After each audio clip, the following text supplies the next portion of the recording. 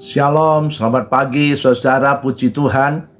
Pagi hari ini kita berjumpa kembali dalam program Roti Gembala, di mana saya akan sampaikan isi hati Tuhan bagi saudara-saudara semua yang ada, yang ikut mendengar dan menikmati Roti Gembala pada pagi hari ini.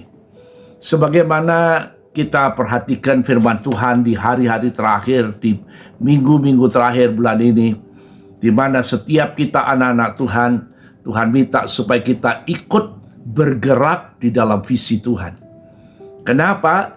Karena ada maksud Tuhan, ada rencana Tuhan di balik semua yang Tuhan katakan ini. Saya ingin baca kembali ayat mas yang kita akan renungkan pada pagi hari ini kembali, yaitu dalam Yesaya pasal 62 ayat 1 sampai ayat yang ketiga. Yesaya 62 ayat 1 sampai ayat 3. Di sini dikatakan, oleh karena Sion aku tidak dapat berdiam diri, dan oleh karena Yerusalem aku tidak akan tinggal tenang, sampai kebenarannya bersinar seperti cahaya, dan keselamatannya menyala seperti suluh. Maka bangsa-bangsa akan melihat kebenaranmu, dan semua raja akan melihat kemuliaanmu. Dan orang akan menyebut engkau dengan nama baru yang akan ditentukan oleh Tuhan sendiri. Engkau akan menjadi mahkota keagungan di tangan Tuhan, dan serban kerajaan di tangan Allahmu. Amin. Saudara-saudaraku, tujuan Tuhan, kenapa kita sebagai anak Tuhan diminta untuk bergerak masuk di dalam visi Tuhan, supaya ke depan hidup saudara dan saya digambarkan seperti mahkota keagungan yang ada di tangan Tuhan. Artinya sesuatu yang dibanggakan oleh Tuhan, sebagai mahkota yang dipakai di kepala Tuhan, mahkota keagungan. Bahkan dikatakan sebagai serban kerajaan di tangan Allah. Dua hal ini, saudaraku, menunjuk bahwa ini satu posisi yang betul-betul Tuhan rindukan untuk saudara dan saya ada di dalamnya. Kenapa? Karena ke depan saudara dan saya sebagai anak Tuhan adalah merupakan duta-duta Kristus, utusan-utusan Tuhan untuk ada di dalam dunia ini dan merealisasikan, mewujudkan apa yang Tuhan rencanakan terhadap dunia ini. Supaya menjelang Tuhan datang, banyak orang-orang yang sampai hari ini belum percaya Tuhan akan bisa menjadi percaya. Kenapa? Karena melihat lewat hidup saudara, lewat hidup saya, ada sesuatu yang Tuhan kerjakan sehingga membuat mereka tertarik untuk datang dan untuk percaya kepada Tuhan. Haleluya. Seperti firman Tuhan katakan dalam Yesaya pasal 60, bangkitlah dan menjadi teranglah, karena dunia sedang dicekam dengan kegelapan, di mana-mana diliputi dengan kegelapan. Tetapi saudara dan saya diminta bangkit, karena terang kemuliaan Tuhan bersinar atas kamu. Dan dampaknya adalah bangsa-bangsa yang melihat akan datang kepada terangmu, dan mereka akan berduyun-duyun berkata, mari kita rumah Tuhan untuk mendengarkan pengajarannya, supaya kita mengikuti. Firman Tuhan katakan ini. Saudara-saudara, kita tidak bisa pakai kekuatan kita tidak bisa pakai kesanggupan kemampuan kita untuk bisa masuk di dalam visi ini. Tetapi hanya satu hal,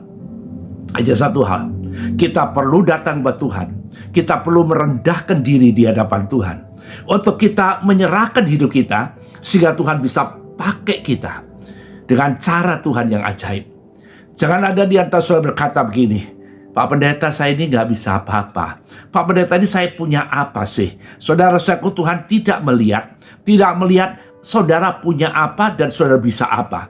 Tapi Tuhan hanya ingin melihat apakah saudara betul-betul ingin untuk memberikan hidupmu dipakai oleh Tuhan.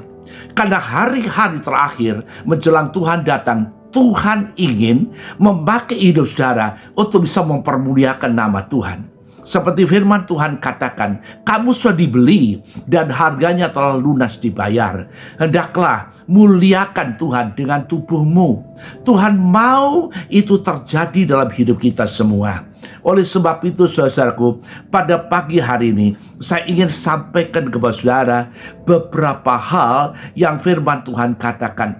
Begitu saudara mau merespon, kita mau masuk di dalam rencana Tuhan, kita bergerak di dalam apa yang Tuhan rencanakan, saya katakan engkau tidak akan pernah rugi. Tidak akan pernah rugi. Kita sudah ditebus, kita sudah dibayar dengan harga yang mahal oleh kuasa darahnya. Saudara-saudaraku, kalau kita kembali kepada masa penciptaan, dikatakan semua manusia dicipta segambar dengan gambar Allah. Artinya memiliki nilai dan kodrat ilahi yang penuh dengan kemuliaan dan keagungan. Itu manusia. Bahkan kalau kita baca di dalam Mazmur pasal yang ke-8 ayat yang ke-6 dan 7, di situ dikatakan engkau telah membuatnya hampir sama seperti Allah. Di sini adalah Allah Bapa membuat manusia hampir sama dengan dirinya dan memakotai manusia dengan kemuliaan dan hormat. Itulah pertama kali Tuhan cipta manusia, angan-angan Tuhan, cita-cita Tuhan, kerinduan Tuhan, supaya manusia dicipta itu akan dikatakan bisa menyatakan kemuliaan Tuhan lewat hidupnya. Bahkan kalau kita baca di ayat yang ke-7, di situ katakan Mazmur 8, engkau membuat mereka berkuasa atas buatan tanganmu, dan segala-galanya telah kau letakkan di bawah kakinya. Artinya saudaraku, kalau manusia seperti yang Tuhan rencanakan di awal penciptaan, manusia bukan hidup sekedar hidup. Bukan sekedar dia hanya menikmati sesuatu hanya untuk kepentingan dirinya, bukan. Tetapi ada rencana Tuhan jauh lebih besar dari itu, yaitu lewat manusia yang Tuhan pilih, yang Tuhan bentuk, yang Tuhan persiapkan, bahkan yang Tuhan bayar dengan harga yang mahal, ditebus dengan darahnya. Dikatakan Tuhan ingin lewat hidup saudara dan hidup saya, dikatakan supaya kemuliaan Tuhan itu bisa nyata keluar dari hidup saudara dan saya. Justru di tengah-tengah dunia akhir zaman inilah dikatakan kemuliaan Tuhan akan dinyatakan dalam hidup kita. Puji nama Tuhan. Oleh sebab itu saudaraku, saya ingin menyampaikan beberapa hal kepada saudara pada pagi hari ini. Bagaimana caranya supaya kita bisa menyatakan kemuliaan Tuhan itu lewat hidup kita? Yang pertama saudaraku, biarlah kita mau memberikan hidup kita ini untuk dipakai oleh Tuhan. Memberikan diri kita ini untuk diproses oleh Tuhan, sehingga hidup kita ini akan menyatakan kebenaran. Seperti di dalam Yesaya pasal 62, sampai kebenaranmu bersinar seperti cahaya. Artinya hidup kita ini bisa mencerminkan pribadi Allah. Sehingga orang jangan berkata begini, katanya orang Kristen, katanya anak Tuhan, kenapa hidupnya seperti ini? Kenapa? Karena kebenaran dalam hidup kita ini betul-betul menjadi batu sandungan. Ya, menjadi batu sandungan. Kita benar dengar firman Tuhan beberapa minggu yang lalu berkata, bicara tentang kebenaranmu, kebenaran itu bicara tentang keadilanmu terhadap sesama. Yang artinya begini, kalau kamu tidak ingin orang lain berbuat untuk kamu, jangan kamu berbuat kepada orang lain. Tetapi kalau kamu ingin orang lain berbuat untukmu, lakukan itu juga untuk orang lain. Itu kebenaran yang Tuhan ingin keluar dari hidup saudara saya. Supaya orang bisa melihat bagaimana sepak terjang kita, bagaimana perilaku kita terhadap sesama kita. Dan hidup kita ini akan menjadi berkat bagi banyak orang. Bahkan yang kedua, arti kebenaran adalah dikatakan ketaatanmu terhadap Tuhan yang kau anggap sebagai sesembahmu. Ketaatanmu, takutmu akan Tuhan, penurutanmu kepada Tuhan, itu harus nyata saudaraku. Dan kalau hidup kita bisa seperti ini, kebenaranmu bersinar, maka firman Tuhan bilang kemuliaanmu akan bisa dilihat oleh semua orang. Haleluya. Dan kemuliaan inilah yang firman Tuhan katakan, Tuhan akan perlengkapi saudara dengan sesuatu hal sehingga yang tidak pernah saudara bisa bayangkan, itu ternyata saudara bisa lakukan. Contoh yang paling kita banyak dengar adalah Yusuf. Tuhan berkata kepada Yusuf, Yusuf, nanti sebelah saudaramu akan sujud menyembah kepadamu. Saudara-saudaranya marah, saudara-saudaranya tidak bisa terima. Tapi Yusuf percaya apa yang dia mimpikan sebagai visi Tuhan, sebagai rencana Tuhan buat dia. Dan begitu sampai pada waktunya, dikatakan Yusuf akan masuk dalam rencana. Memang bukan jalan yang mudah yang Yusuf hadapi. Dikatakan dia harus lewat, dijual sebagai budak. Harga dirinya lepas. Dia tidak punya harga diri lagi sebagai seorang budak. Tapi karena dia tekun, dia menyerahkan hidupnya kepada Tuhan. Firman Tuhan katakan, sekalipun dia dijual sebagai budak, tapi Tuhan tidak meninggalkan Yusuf. Tuhan menyertai Yusuf. Sehingga apapun yang dikerjakannya di rumah Potifar, semuanya diberkati oleh Tuhan. Sampai Potifar merasa, semua yang aku punya sekarang ini, karena Yusuf. Dan Potifar mempercayakan semua rumah tangganya, kekayaannya kepada Yusuf. Tapi tidak selesai sampai di situ. Dikatakan Yusuf dikhianati, difitnah oleh istri Potifar. Dikatakan Yusuf ingin memperkosa istri Potifar, sehingga Yusuf dilempar ke penjara. Ujian yang kedua yang Yusuf hadapi, dia harus menanggung penderitaan yang bukan karena kesalahannya, karena dia takut akan Tuhan, karena dia tidak berani berbuat dosa, sampai difitnah, dan kemudian dia bayar masuk penjara. Tapi itu dijalani oleh Yusuf. Dan firman Tuhan katakan, kita pernah baca dalam Mazmur, dikatakan begitu Yusuf lulus dalam ujian kesabaran, Tuhan angkat Yusuf. Tuhan angkat Yusuf. Dan di dalam satu hari dikatakan keluar dari penjara, Yusuf jadi orang nomor 2 di Mesir. Dan begitu dia harus dipercaya oleh Firaun mengatur Mesir dalam 7 tahun masa kelimpahan dengan hikmat Tuhan, dengan pertolongan Tuhan yang Yusuf sendiri tidak mengerti, tapi Tuhan yang tuntun dari hari ke hari bagaimana harus menangani di masa kelimpahan. Dan begitu di masa kelaparan 7 tahun, bagaimana Yusuf harus membagi makanan sampai semua orang di masa itu tidak ada yang mati kelaparan. Ini semua bukan karena Yusuf seorang yang jenius, bukan Yusuf seorang yang hebat, tapi saya mau katakan semua karena adalah campur tangan Tuhan. Begitu juga saudara-saudaraku dengan saudara dan saya. Kalau hari ini saudara dan saya mengerti dan mau menyerahkan hidupmu untuk masuk dan bergerak di dalam visi Tuhan, saya katakan jangan pernah kau berkata, apa aku bisa? Banyak orang-orang dipakai Tuhan. Di dalam firman Tuhan katakan, seperti Musa. Waktu Tuhan katakan, Musa kamu pimpin bangsa Israel keluar dari Mesir. Dikatakan Musa merasa pernah gagal, dia pernah lari dari Firaun. Sekarang disuruh menghadap Firaun. Dikatakan secara manusia mana mungkin. Tetapi firman Tuhan katakan, bukankah aku yang menyertai kamu Musa?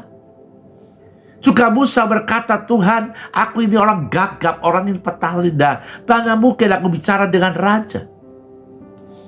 Tetapi saya mau katakan semua hambatan rintangan yang Musa hadapi ternyata tidak bisa membatalkan rencana Tuhan selama Musa menyerahkan hidupnya kepada Tuhan. Begitu juga buat Gideon. Gideon itu seorang pemuda yang sedang frustasi. Pemuda yang sedang ketakutan terhadap orang Midian. Dan dia berkata tidak ada yang bisa melawan orang Midian.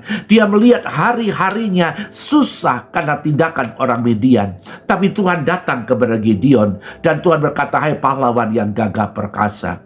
Kemudian Tuhan katakan, pergilah. selamatkan orang-orang Israel dari cengkraman orang Midian. Secara manusia, Gideon berkata, mana bisa Tuhan? Kaumku ini yang paling kecil di antara sukuku, bahkan aku yang paling kecil di antara keluargaku. Bagaimana bisa? Lagi-lagi saya katakan, kalau pakai cara logika manusia, tidak mungkin Gideon bisa mengalahkan orang Midian. Tapi Tuhan berkata bagi Gideon, bukankah aku yang suruh kamu? Aku yang akan menyertai kamu, dan ketahui Gideon, kamu akan bisa mengalahkan orang Midian sampai habis. Dan betul saudaraku, Alkitab menceritakan hanya dengan 300 orang yang menyertai Gideon, dan seluruh orang Midian bisa dikalahkan habis. Dan firman Tuhan katakan setelah itu dikatakan Israel damai 40 tahun. Tidak ada yang berani merusuhi orang-orang Israel. Kenapa? Karena ada Gideon yang jadi hakim orang Israel. Puji nama Tuhan, kalau Tuhan bisa pakai Yusuf, Tuhan bisa pakai Gideon, bahkan Tuhan bisa pakai Yusuf. Yusuf yang asalnya hanya gembala 2-3 ekor domba, dikatakan mana mungkin bisa menjadi seorang raja. Bahkan dia tidak pernah berlatih sebagai seorang militer, sebagai seorang tentara. Bagaimana bisa? Tapi karena Daud menyerahkan hidupnya untuk dipakai oleh Tuhan, Alkitab menceritakan ternyata Daud bisa menjadi seorang raja yang ditakuti oleh lawan dan disegani oleh kawan. Saya mau katakan saudaraku, kalau hari ini kau mendengar firman Tuhan, dan engkau mau memberikan hidupmu untuk Tuhan, untuk dipakai Tuhan, menjadi utusan Tuhan, merealisasikan rencananya di tengah-tengah dunia ini lewat hidupmu, saya mau katakan serahkan hidupmu. Hari-hari ini saudaraku, selama 2 minggu, kira-kira ada 20 jiwa lebih, kurang lebih, yang setiap pagi kumpul di gereja. Kami berdoa dari pukul 4 sampai pukul 6 pagi. Tekad kami seperti Yesaya berkata, aku tidak akan berdiam diri dan tidak akan tinggal tenang sampai apa yang Tuhan katakan terhadap umatnya itu terjadi, dinyatakan. Yaitu katakan kebenaran umat Tuhan akan bersinar seperti terang, seperti cahaya. Dan keselamatan, kemuliaan dari umatnya dikatakan akan menyala seperti suluh. Sehingga bangsa-bangsa akan melihat dan raja-raja pun akan melihat. Saya percaya tekad, kerinduan yang kami kerjakan bersama dengan saudara-saudara, kurang lebih 20 saudara, yang setiap pagi kita bertekun. Saya percaya tidak akan bertepuk tangan. Tuhan pasti akan selesaikan dan nyatakan itu. Oleh sebab itu, saudara jemaat Tuhan yang mendengar renungan Roti Gembala pada pagi hari ini, saya katakan, saudara pun sedang Tuhan pilih, sedang Tuhan panggil. Ayo, sama-sama kita masuk di dalam rencana Tuhan. Karena hanya orang yang hidup di dalam rencana Tuhan, sesuai dengan rencana Tuhan, yang tidak akan pernah kecewa hidupnya. Kenapa? Karena semua yang Tuhan rencanakan, Tuhan pasti berhasil untuk menggenapi. Tapi kalau hidup saudara, engkau hanya pakai untuk menggenapi rencanamu, saya katakan, rencanamu belum tentu berhasil. Kita tidak tahu apa yang akan terjadi hari esok. Kita tidak tahu apa yang kita hadapi besok, lusa, minggu depan, bulan depan. Kita tidak tahu. Kita boleh punya rencana, kita boleh punya program begitu baik, tersusun rapi. Tapi saya katakan, tanpa Tuhan menyertai, saya katakan semua bisa hancur, berantakan. Tapi kalau saudara dan saya mau ikuti rencana Tuhan, masuk dalam rencana Tuhan, saya mau katakan, semua rencana Tuhan itu pasti akan berhasil. Pasti akan terjadi. Puji nama Tuhan. Pasti akan terjadi. Kenapa? Karena Tuhan sanggup untuk melaksanakannya. Dan semua orang yang hidup dalam rencana Tuhan, dikatakan orang itu pasti punya masa depan. Punya hari esok. Haleluya, puji nama Tuhan. Seperti firman Tuhan bilang, aku tahu rancangan apa yang ada padaku untuk kamu. Bukan rancangan kecelakaan, tapi rancangan damai sejahtera yang memberi hari depan penuh harapan. Jadi rancangan Tuhan, rencana Tuhan, itulah visi Tuhan. Tuhan hanya minta hiduplah sesuai dengan rancangan Tuhan. Jangan buat rancangan sendiri. Jangan buat rencana sendiri dalam hidupmu. Serahkan hidupmu. Biarlah hidupmu masuk dalam rencana Tuhan. Sesuaikan dengan rencana Tuhan. Dan saya katakan, rencana Tuhan tidak akan pernah mencelakai saudara. Tidak akan pernah. Tapi rencana Tuhan akan selalu memberi hari depan buat saudara. Memberi pengharapan buat saudara. Puji nama Tuhan, puji nama Tuhan. Saudara-saudara yang kasih, mari lewat renungan Roti Gembala pada pagi hari ini, saya katakan, serahkan hidupmu. Pasrahkan kepada Tuhan. Biarlah Tuhan yang akan berkarya dalam hidup saudara, dalam hidup saya. Karena saya tahu, ke depan, Tuhan akan selesaikan rencananya lewat hidupmu dan hidupmu. Dan lewat hidup saudara, hidup saya. Ada banyak orang-orang yang hari ini belum percaya Tuhan, akan bisa menjadi percaya Tuhan. Kenapa? Karena melihat hidup saudara, hidup saya yang dibentuk dan diproses oleh Tuhan. Puji nama Tuhan, saudara. Puji nama Tuhan. Mari saudara, kita akan masuk dalam doa. Saya minta saudara pasrahkan hidupmu. Serahkan hidupmu pada Tuhan. Maka Tuhan yang akan bekerja. Mulai hari ini, Tuhan akan bekerja dalam hidupmu. Dan Tuhan akan tunjukkan. Jangan pernah kau ditakuti. Dan diberi gambaran, mana bisa. Kita nggak bisa, tapi Tuhan bisa. Tuhan hanya minta, serahkan hidupmu. Pasrahkan. Biarkan Tuhan yang bekerja, biarkan Tuhan yang memproses. Maka semua yang Tuhan rencanakan pasti akan berhasil. Kita akan tundukkan kepala. Terima kasih Tuhan. Terima kasih buat firman-Mu yang singkat yang kami dengar pada pagi hari ini. Tuhan, mulai hari ini kami bawa hidup kami. Kami mau pasrahkan kepada Tuhan. Biarlah rencana-Mu Tuhan yang akan menjadi prioritas dalam hidup kami. Kami akan mengerjakan apa menjadi rencana-Mu. Oleh sebab itu Tuhan, tuntunlah kami dan peganglah tangan kami. Roh Kudus, Engkau yang akan sertai setiap umat-Mu. Dimanapun mereka berada, bagaimanapun mereka dalam keadaan mereka, Tuhan, Engkau sertai mereka. Engkau pegang mereka. Sampai mereka berjalan bersama-sama dengan Tuhan. Dan Tuhan yang beracara lewat hidup mereka. Karena kami percaya, dunia boleh terjadi apapun juga.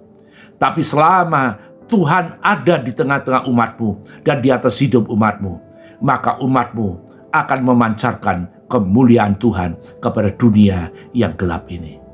Terima kasih Tuhan, hamba-Mu boleh berhenti berkata-kata. Tapi Roh Kudus, biarlah Engkau yang akan terangkan, Engkau akan bawa umat-Mu sampai mengerti dan bisa memberikan hidup mereka untuk dipakai oleh Tuhan sebagai alat kemuliaan nama-Mu. Dalam nama Tuhan Yesus, berkatilah umat-Mu sepanjang hari ini. Haleluya. Amin.